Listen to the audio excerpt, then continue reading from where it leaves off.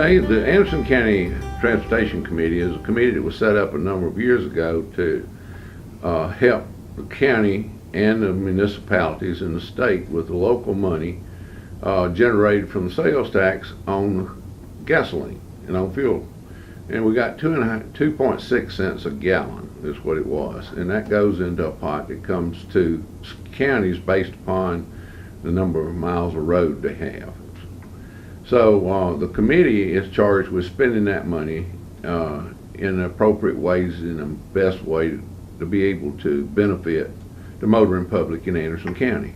And the money can be used for resurfacing roads, for maintaining the roads. Part of the money is specified, though, that we have to share with the state highway system. So 25% of all the funds we get, and we get about $2.5–3 million average from that to Anderson County, and 25% has to go to state roads. The other 75% can go to county roads and municipality roads. And through the years, it's evolved in the way that the money is spent. It used to be, it could be spent on things like safety issues on driveways and sidewalks, those type of things. But as the roads deteriorated more, the policies of the committee changed to where we totally, completely work with just roads and not have anything to do with sidewalks, don't have anything to do with parking lots, don't have anything to do with anything but roads, resurfacing roads, and making it better for the motoring public. So the legislative delegation is the one that appoints members to the Anderson County Transportation Committee. And it's 7 of us on it, and each delegation member can nominate who they want, or people can make application to the delegation, really is what it is, and to serve. And then the delegation really makes those appointments. And the committee is staggered in its terms so that it's not just a total new committee every 2 years. It's rotated around. So that's what we're about, and we meet about once a quarter to be able to go through the projects that have been submitted to us to ask for help and assistance on it. We've helped the county with a number of roads, we've helped municipalities with roads, and we've helped the state with roads. So that's what the committee is about. Do y'all work with Hopkins at the county on prioritizing and stuff too, or is that more what they do and they come to y'all and they need help on some of their? Well, they give us a list of what their county council members get from the general public that in their districts, and they'll bring that list, and we prioritize it based on a number of factors. It could be on traffic count, it could be on what safety issues are there surrounding that particular road. So we do make judgment calls on the projects that come to try to get those that are most beneficial to upgrade, to change, to resurface, to make it safer, as well as keep the maintenance of the road firm, to where you don't have to just tear everything up and start over. We want to try to maintain what we've got. Anderson County is a big county with a lot of roads. Oh yeah. So what are some of the challenges that y'all face having to deal with that notion that it is a really big county with a really large road system? Well, you know, when you look at the county as north to south and east to west, of course you know those tributaries that come off interstate are of course going to have more road traffic on them. But you also got streets in towns that are traveled right regularly because the number of people live on the streets. Whether or not we've had freezes during the winter time that make some roads deteriorate more, whether bridges are needing to be replaced, whether or not potholes have formed because of bad road being built on a deteriorating base. But traffic count, safety, and really sometimes how long has it been since that road has had any attention to it. And a lot of them had to be postponed because we just didn't have the money to maintain them. And the county's done, you know, everything they could, I think, to maintain their roads. The state has done that same thing, but the lacking of money has caused a lot of them to be patched, and then the patching goes bad, and then it's got to be repatched. And so what we look at is trying to resurface the whole road instead of just going there and patch it. Something that's going to last for a duration of 5, 6, 7 years, hopefully.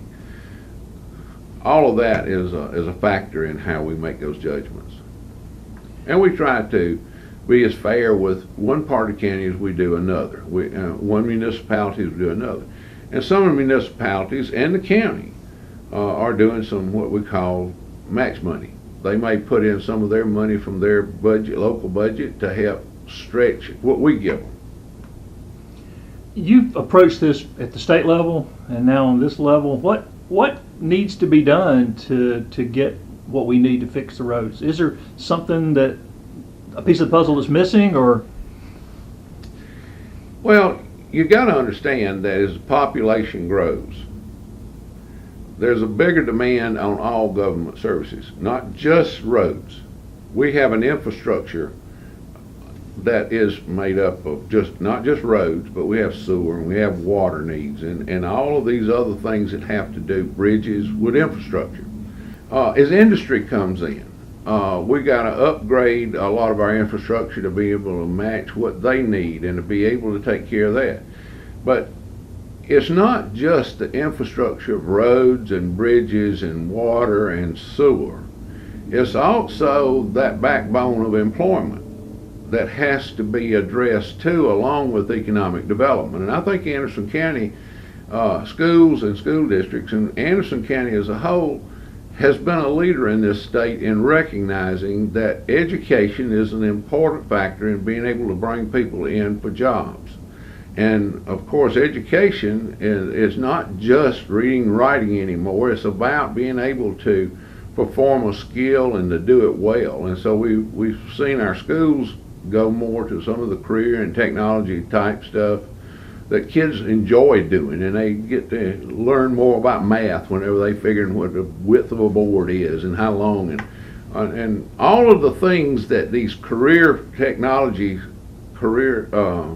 courses are teaching them is really reinforcing what the basics of the high school curriculum is in math and science and writing and reading, and that is dynamic to me to see all of these come together and realize that they're partners together. If you don't have good roads for people to go to work, they're not probably going to be being able to get there like they should be. We've got people that are commuting farther now to be able to come in. They'd rather live in another part of even Anderson County and work in another part, not just next door.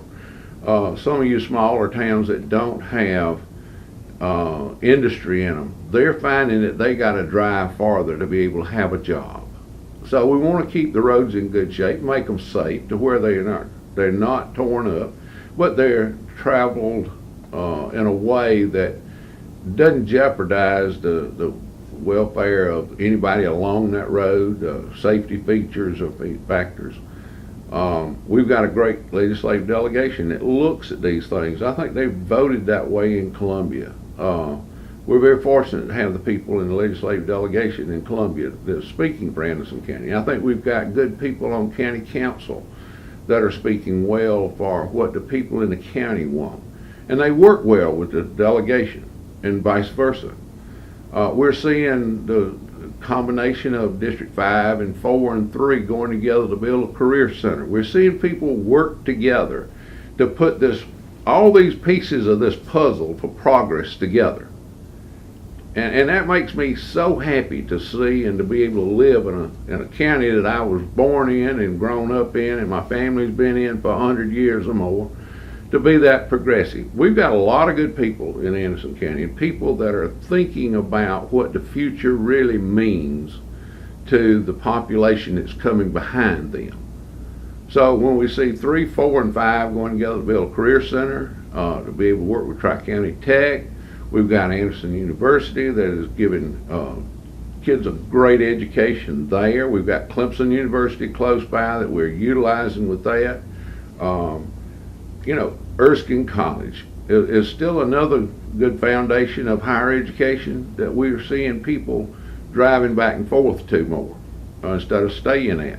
You got a lot of day students at Tri-County. You got a lot of day students at Clemson. You've got a lot of day students at Anderson University. All of these are benefiting from what we as a committee do on making roads better for them. We want to be a partner in that, and we want to be a partner to the delegation, the legislative delegation. That a lot of times Senator Gamble will call me about something they're doing on roads, or Representative Thayer, or Representative White. We try to stay a part of that puzzle of what it takes to move things together and work together. And I think that's the important part of Anderson County. At one time, it seemed like we were going in different directions, but in recent years, I've seen things just so much more together, and it makes me just so proud of all of them. And you mentioned education. I'm going to come back to that because I know that was one of your passions when you were at the State House. But let's go back a little bit. You're from Anderson. At what point did you decide you were going to get involved in community service and public service? When in your life did you think, hey, I might want to be involved in this? Well, I've really got my father-in-law to thank for that.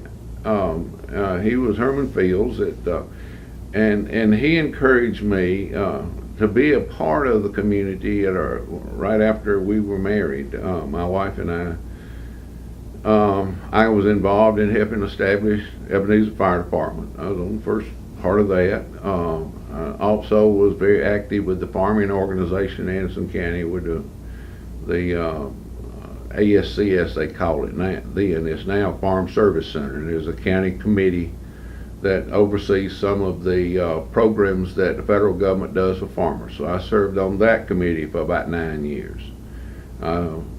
Ran for the school board and was elected to the school board, and I served the District 2 school board for about 5 years. And I left there and went to the House and spent 22 years there.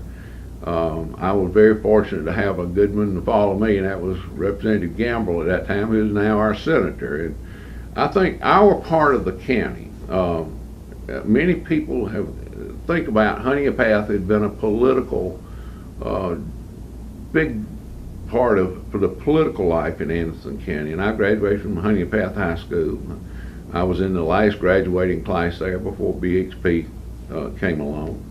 So I've been involved in a lot of different things, in church work. I've been a Sunday school teacher. I've been a deacon in a Methodist church I was raised in, and I joined the Baptist church. I've been a Baptist for many, many years now. But I think when you give to your community, I serve on the board of directors of Ebenezer Fire Department, on the Broadway Water and Sewer Board. Those things to me is where you're helping your neighbor in ways for all of this structure that needs to be put together. And when you can see the benefit of water, you benefit the fire department, because they're going to have water. They got to have places to fill up those trucks and fight fire and to save people's lives, to save property. They got to have good roads to run those trucks on. You can't take a truck off on a bad road and expect it to get there as soon as it could. We want them to be able to respond as fast as possible. We want laws that are common sense laws, things that make life worth living for people instead of being a pain to people. I worry about a lot of times the school buses out there. We got so many kids riding school buses, and we want roads safe for those kids to be able to get on those buses by, have good sight distance and good shoulders for them to be able to be there. We want people to stop for the stop arm on the school bus so it doesn't hurt a child. We have too many accidents in this state and people running these stop signs on those school buses. Those are practical laws that need to be,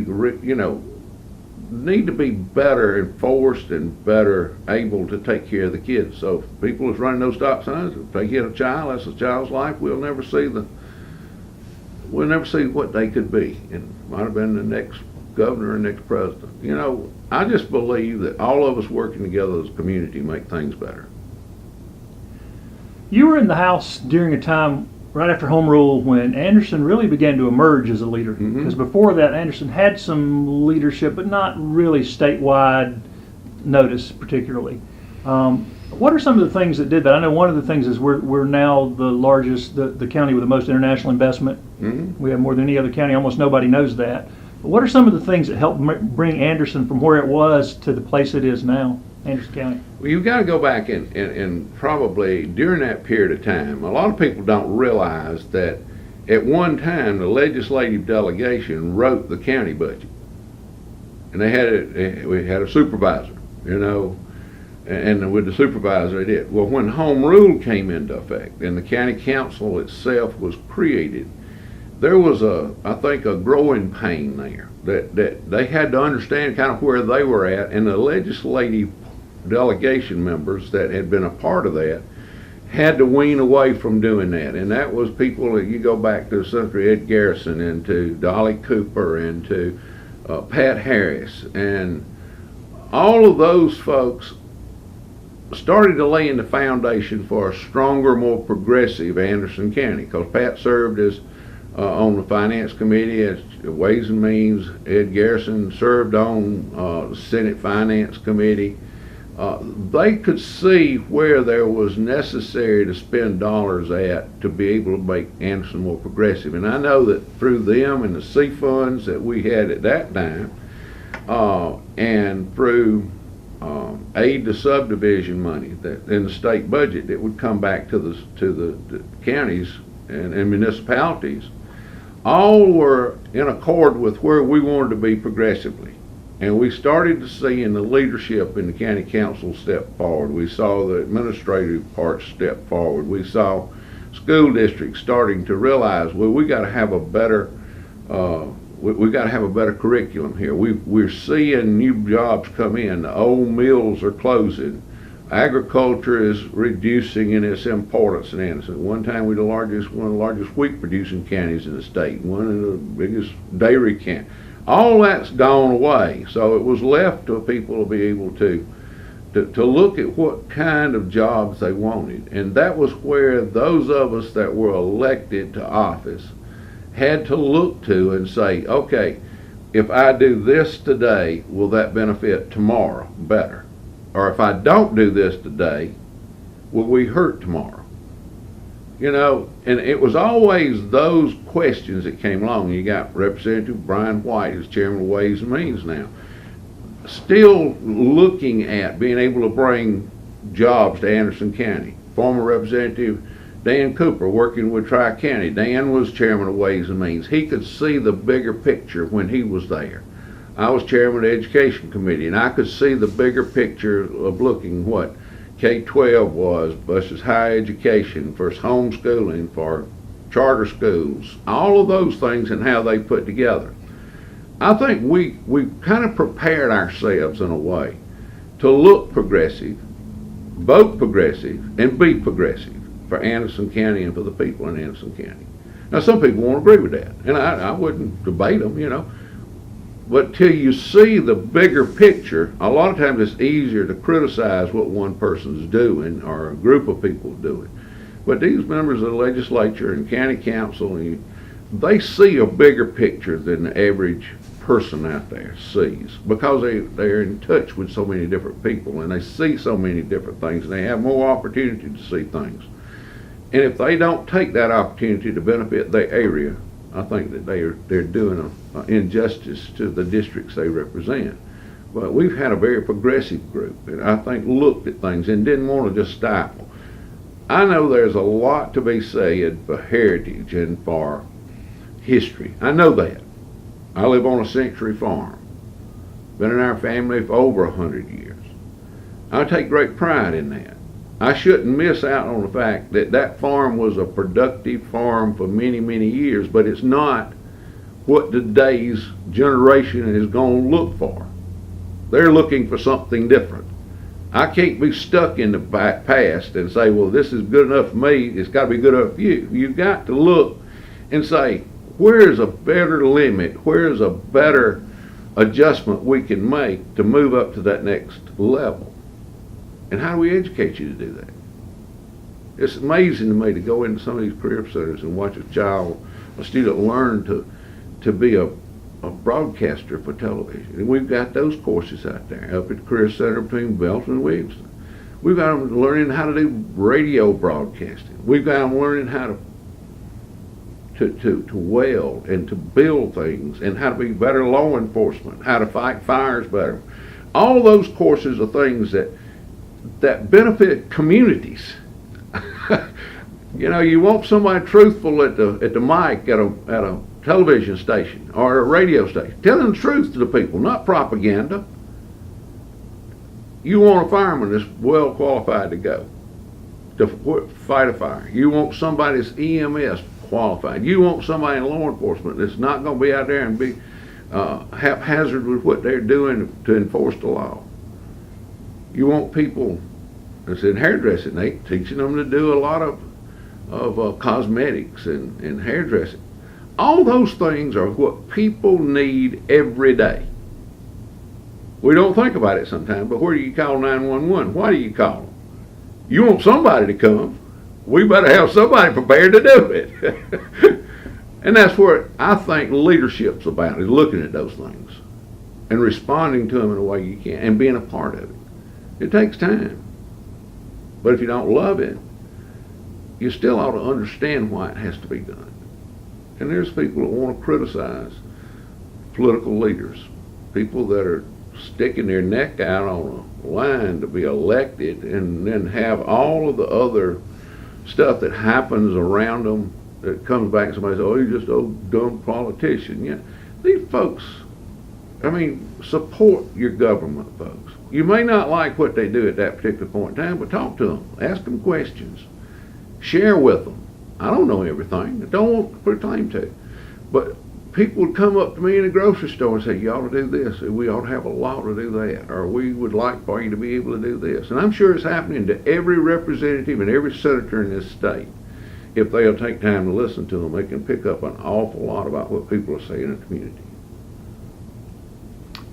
You mentioned names, Pat Harris and Dolly Cooper and T. Ed Garrison. They've all got facilities and buildings named after them. We're sitting right here in a building named after you. Why? I'm very humbled at that. I have no idea why that happened.